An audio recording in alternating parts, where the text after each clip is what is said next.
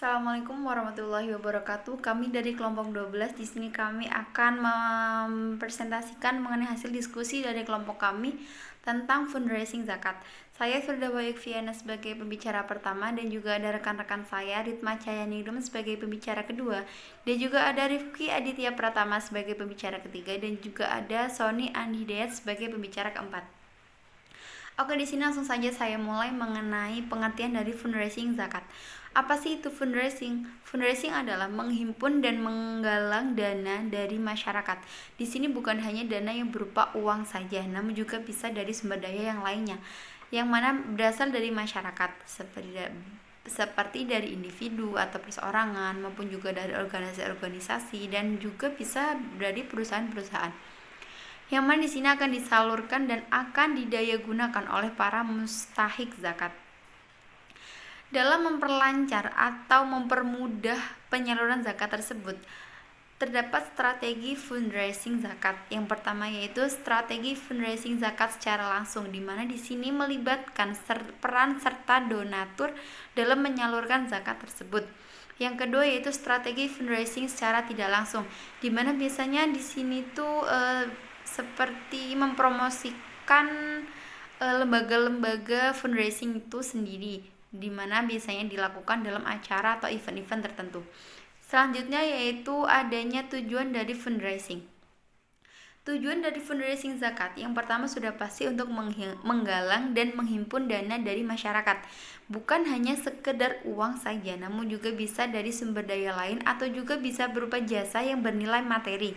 Yang kedua yaitu membangun dan memperkuat jasa citra dari aktivis fundraising itu sendiri, dimana supaya bisa lebih dipercaya oleh masyarakat dan juga dapat menarik para donatur untuk lebih menggunakan jasa-jasa mereka. Sebagai kata lain yaitu untuk menjembatani mereka untuk menyalurkan zakat kepada para mustahik agar zakat itu dapat tersalurkan sebagaimana mestinya. Selanjutnya akan dilanjutkan oleh teman saya. Selanjutnya yaitu kriteria mustahik zakat. Mustahik zakat itu merupakan orang-orang yang berhak untuk menerima zakat. Yang pertama, fakir. Fakir adalah seseorang yang tidak memiliki harta dan pekerjaan yang halal, tidak mampu untuk mencukupi setengah dari kebutuhannya dan kebutuhan orang-orang yang menjadi tanggungannya, seperti kebutuhan pokoknya, sandang, pangan, dan papan. Yang kedua yaitu miskin.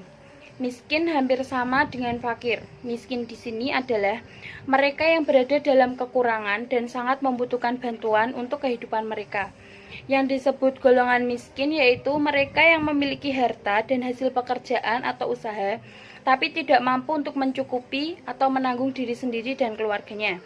Yang ketiga yaitu amil. Amil adalah orang-orang yang diberi wewenang oleh pemerintah atau lembaga kemasyarakatan untuk mengumpulkan zakat, mengelolanya, dan menyalurkannya kepada yang berhak menerimanya, dan segala hal yang berkaitan dengan kegiatan sosialisasi zakat, memelihara harta zakat, menjaganya, mengembangkan, dan menginvestasikannya. Yang keempat yaitu mu'alaf. Mu'alaf adalah orang yang diharapkan kecenderungan hatinya atau keyakinannya dapat bertambah terhadap Islam, terhalangnya niat jahat mereka atas kaum muslimin, orang yang memiliki peran dan fungsi yang baik untuk membela dan menolong kaum muslimin dari musuh. Selanjutnya yang kelima yaitu rikob. Rikob adalah orang yang memerdekakan budak. Budak di sini diartikan sebagai mereka yang menjadi tawanan akibat perang yang dibenarkan secara syariat atau mereka yang merupakan keturunan budak pula. Yang keenam yaitu ghorim. Ghorim adalah orang yang memikul hutang demi satu dari dua kepentingan atau kemaslahatan umum, seperti seseorang yang berhutang demi membayar ganti rugi kerusuhan atau pertikaian di antara dua pihak dari kaum muslimin. Dia melakukan hal itu demi mendamaikan kedua kubu dan menghentikan pertikaian. Selanjutnya yang ketujuh yaitu fisabilillah. Fisabilillah adalah orang yang berjuang di jalan Allah dalam pengertian luas sesuai dengan yang ditetapkan oleh para ulama fikih. Intinya adalah melindungi dan memelihara agama serta meninggikan kalimat tauhid seperti berperang, berdakwah, berusaha menerapkan hukum Islam, menolak fitnah-fitnah yang ditimbulkan oleh musuh-musuh Islam, dan membendung arus pemikiran-pemikiran yang bertentangan dengan Islam. Selanjutnya yang terakhir yaitu Ibnu Sabil. Ibnu Sabil adalah musafir yang kehabisan bekal dalam perjalanannya, walaupun ia kaya, namun tidak dapat mengakses kekayaannya dalam perjalanan tersebut, sehingga membuatnya tidak mampu untuk melakukan perjalanan. Saya di sini akan menjelaskan mengenai materi terakhir tentang pelaporan pengelolaan zakat. Di sini laporannya lebih fokus ke dalam pelaporan keuangan suatu organisasi pengelola zakat itu sendiri. Yang pertama, neraca merupakan suatu laporan keuangan yang menggambarkan posisi keuangan atau kekayaan suatu organisasi pengelolaan zakat pada tertentu.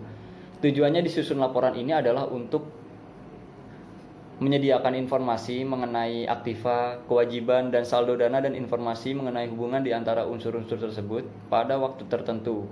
Sedangkan kegunaan dari neraca itu sendiri adalah untuk menilai kemampuan organisasi pengelolaan zakat untuk memberikan jasa secara berkelanjutan dan menilai likuiditas, fleksibilitas keuangan, kemampuan untuk memenuhi kewajiban dan kebutuhan pendanaan eksternal.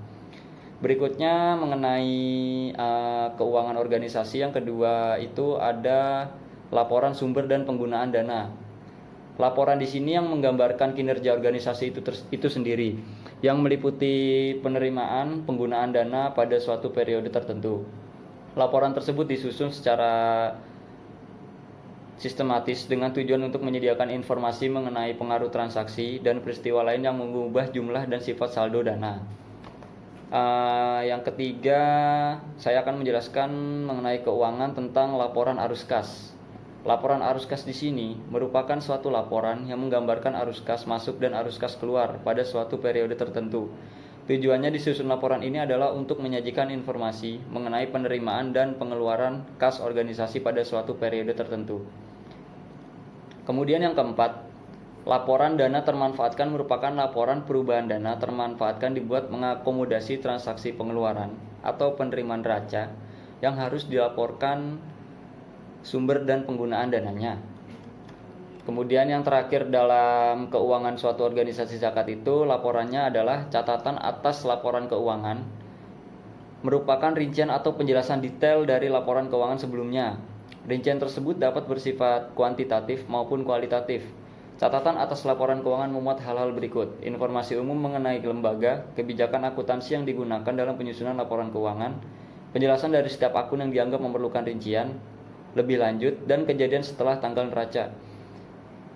Berikut yang dapat saya sampaikan mengenai laporan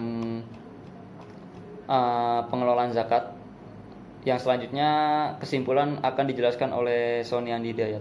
Waktu dan tempat saya persilahkan. Assalamualaikum warahmatullahi wabarakatuh. Saya Sony Andi Hidayat. Menjelaskan berikutnya kesimpulan. Kesimpulannya adalah fundraising adalah kegiatan pengumpulan dana.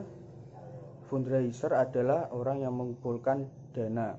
Fundraising adalah kegiatan menghimpun dana untuk zakat, infak, sedekah, dan sumber daya lain dari masyarakat, baik individu, kelompok, organisasi, dan perusahaan yang disalurkan kepada mustahik. Kriteria mustahik zakat ialah fakir, miskin, amil, rikob, gorim, fisabilillah, ibnu sabil. Untuk pelaporan pengelolaan zakat harus disusun oleh organisasi pengelola zakat yang terdiri dari pertama yaitu neraca, merupakan suatu laporan keuangan yang menggambarkan posisi keuangan atau kekayaan suatu organisasi pengelola zakat pada saat tertentu. Kedua, laporan sumber dan penggunaan dana merupakan suatu laporan yang menggambarkan kinerja organisasi yang meliputi penerimaan dan penggunaan dana pada periode tertentu. Ketiga, laporan arus kas merupakan suatu laporan yang menggambarkan arus kas masuk dan arus kas keluar pada periode tertentu. Yang keempat, laporan dana termanfaatkan merupakan laporan perubahan dana termanfaatkan dibuat mengakomodasi transaksi, pengeluaran, dan penerimaan neraca yang harus dilaporkan dalam laporan sumber dan penggunaan dana. Kelima, catatan atas laporan keuangan merupakan rincian atau penjelasan detail dari laporan keuangan yang sebelumnya.